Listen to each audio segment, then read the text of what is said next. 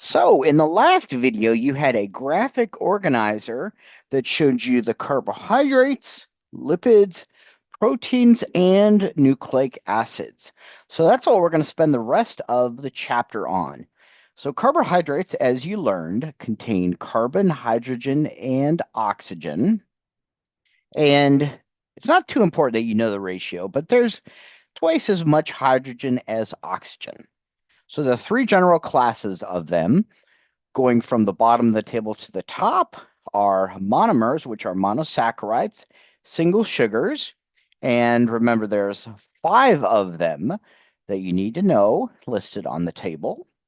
There's disaccharides, which are two sugars that are put together, and there are three examples of that you need to know. And then there are polymers, which are called polysaccharides. And these polysaccharides are many, and there's two that you need to know: glycogen as well as starch found in plants. This image is showing us examples of monosaccharides. And again, don't let the structures and formulas scare you because you don't need to know those. What you do need to know are the names. So first of all, a little hint is that carbohydrates a lot of times tend to end with OSE.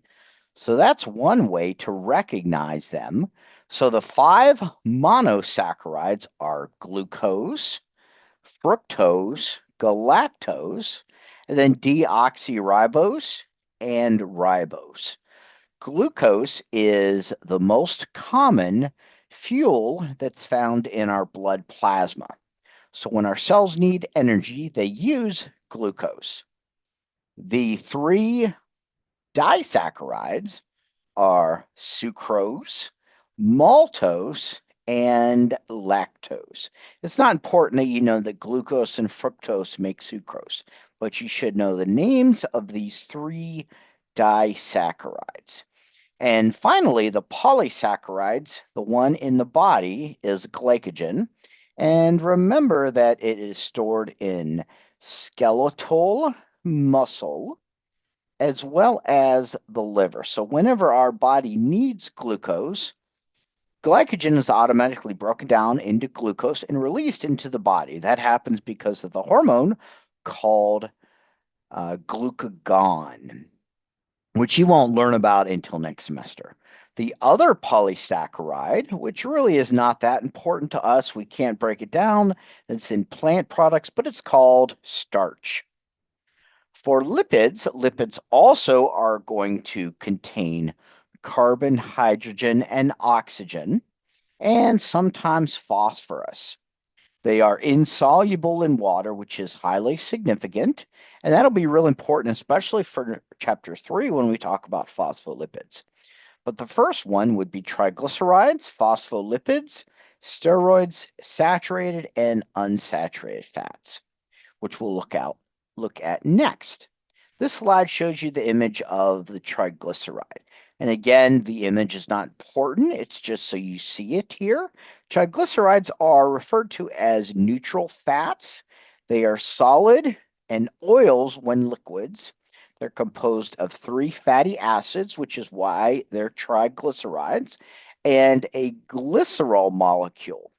So those two are the building blocks, the monomers for triglycerides. Their main function is energy storage, insulation, and protection.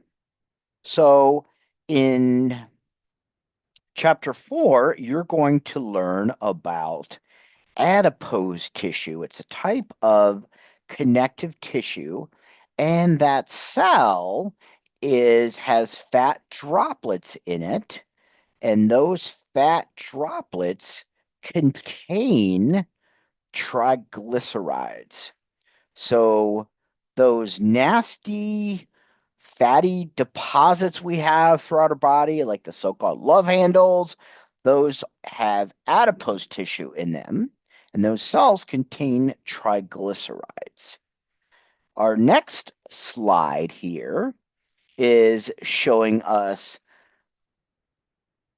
other types of fatty acids, which could be saturated fats or unsaturated fats.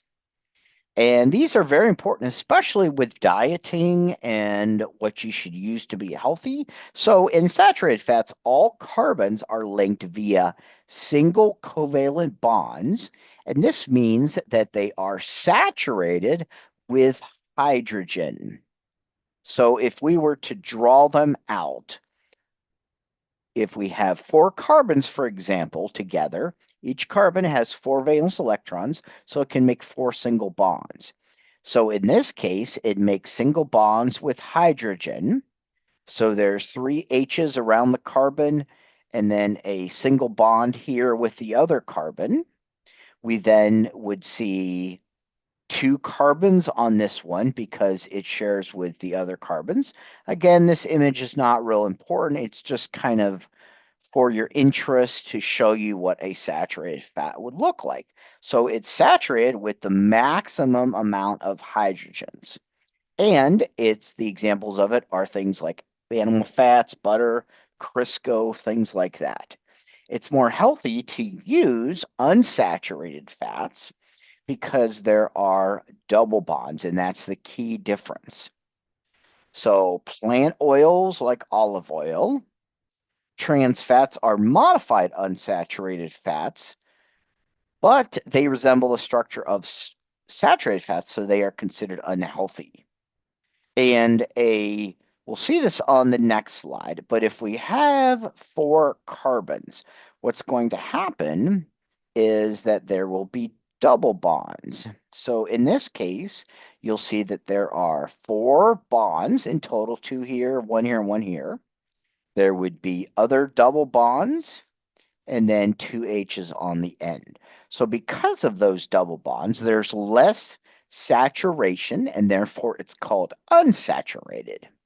And we see a much better image of it right here, an image you have in your textbook.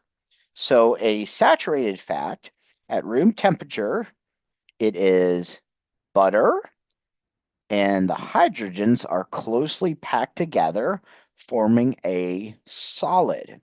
So this is kind of shorthand that organic chemists use. Again, it's not something you need to worry about, but basically it's shorthand instead of writing out all the H's. So this, where you see a kink, would represent where another hydrogen would be. And I'm not going to spend the time to write every single one out, but you certainly can see the idea. It's saturated. And most importantly, there are no double bonds between the carbons. The unsaturated fats, which are much better for you, are things like olive oil. And the most important thing is they have the double bonds. And this is showing that kinked structure. And you can see the double bond right here.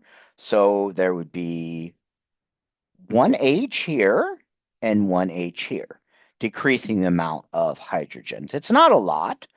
In the case of polyunsaturated bonds, there are multiple double bonds, which makes it even better. So the next type of fat is a phospholipid, and we'll be talking a lot about this in Chapter 3 for cell membranes. Phospholipids are essentially modified triglycerides. They have a glycerol, but instead of having three fatty acids, they have two fatty acids and a phosphorus-containing group. And what's significant about them is they have a head and a tail region. The head is polar, which is hydrophilic. That means it loves water. And it's hydrophobic, which means it repels or hates water. So what we see over here is a phospholipid. It's got a polar head to it, which is hydrophilic, so it faces the water, and this is the non-polar tail. What happens is this forms a double phospholipid bilayer, which is a cell membrane.